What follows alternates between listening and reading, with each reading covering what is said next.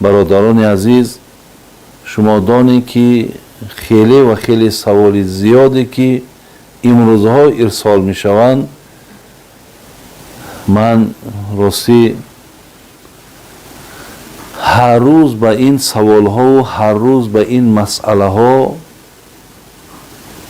جواب دادن نمیتونم، به خاطری که من تنهایم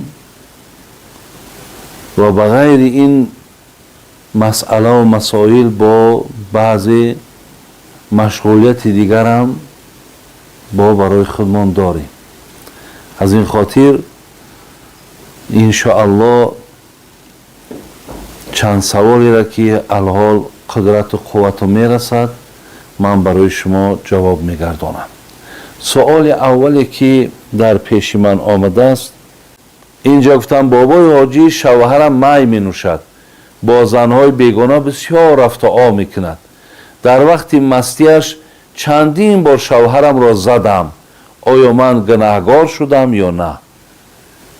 برادر عزیز سوال گوش کردین؟ میگه شوهرم دائم مست میآید و همیشه مقصد دست در دست زنهای بیگانه داره، یعنی مقصدش که همیشه دست به زنا میزنه، کارهای حرام میکنه. یک چند بار در حالت مستیش مقصد من ضرب لطش کردگیم، آیا گناهکار هستم یا نیستم؟ حق خدای مهربان برادران ما و شما را عمرتیت بسیار سوال ها میشنویم، ولی بینید در همین سوال ممکن بسیاری آدم ها حیرت دمانند که این زن مقصد شوهرش میزند. بین شوهر مثال زن لط کوب میکنه، ما ممکن حیرت دمانیم، لیکن الله مهربان عمرتون تیا برادرای عزیز، خداوند که از این بد نکنه و تو چنده که اگر همین روزها و فصلها دیگرگون شدن گیرد، خب یعنی تغییرات های زیاده در خاراکتر ما و شما، در اخلاق ما و شما دیگرگونی های زیادی ولی وارد شدن میگیره. خدا پرده کنه. ولی روزی با سوال می شود ممکن یگان دخترکی که بگه ما پدرم میزنم، با یک بچه که دیگرش ممکن مکتوب بیاره که من مادرم میزنم. اگه زمان اینه برای چی میزنه؟ اگه این خواهر ما علت چه گفته است که مردکم که مست میآیه و یعنی با حرام دست سر کار داره و دست در دست زنهای بیگانه است، خلاص ما برداشت همی را نمیکنم. لیکن به هر حال باشد خواهرای عزیز، من برای شما هیچ وقت اجازه داده نمیتونم که شما شوهراتون وقتی مست میبینین یا اینکه میفهمین که با زنهای بیگانه زنا میکنن، شما اونها را مقصد دست بردارین و در سر روی اونها زنین. ایرا من برای شما برادرای خواهرای عزیز، من برای شما ایرا اجازه داده نمیتونم، زیرا این کار شما یعنی به نفع نیست، به فایده نیست. این به فایده نیست. برای من بهترش همین است، اولا خواهر عزیز وقتی میبینی که این مرده که در این حالت های، شما از آدمای اطرافش استفاده برین. اطرافش از اطراف محله خطان، خواه داملاتان باشد، خواه مقصد وکیل محلتان باشد، خواه آدمای با عقل و با فهم و آدمای مثال بگیم یعنی خوب نیک در همه محله و در همه کوچه هست. شما برای آنی که مثال همین شوهر از همین راهی بد گردانین، یک روزک همواره یک نفره دو نفره شرط نیست که خود چه بگوی که من همین خیل کار در حق تو میکنم. همین وارد خانه میشوند، همون مرده که خود در همون حالت میبینند یا در حالت مثال هوشیاری میبینند، برای او یک نصیحت میکنند، برای یک مصلحت میکنند. انشاءالله از خدا امید است که این را فایدهش بیشتره.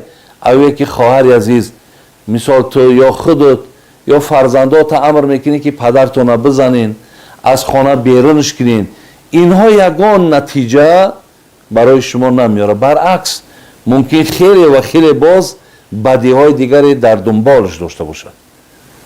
و همیشه خواهر عزیز دعا کن که الله مهربان دوست می‌دارم که همین شوهر مرا از همین راه بد بگردانی. الله مهربان بجز ذات تو شاید این کار هیچ کس کرده نتونه. برای همین همچی یک مادر، همچی یک بنده گناهگار تو به تو مراجعت میکنم.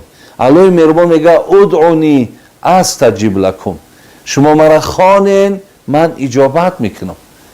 برای همین بیا آن چیزی را که الله گفت، آن چیزی را که رسول الله گفت، ما از این راه کار بگیریم. از الله مهربان امید است که خوب میشه. یکی دعا کنین، یکی از آدمای اطراف، خواه اولادای خودم باشد، خواه اولادای خودشم باشد، لیکن همیشه با مصلحت کار کنین. از الله امید است، یگان نتیجه خوبی میته. حالی مالک دینار حکایه میکنن، میگه وقتی که یک مست در قد کوچه دید، مست در کوچه دید، چیکارش کرد؟ مثال در قد کوچه افتیدگی بود، مثال بعضی همون میگذاریم حقارتش میکنیم، میگیم خدا از این حال تا بد کنه، بعضی همون ایتا میگیم.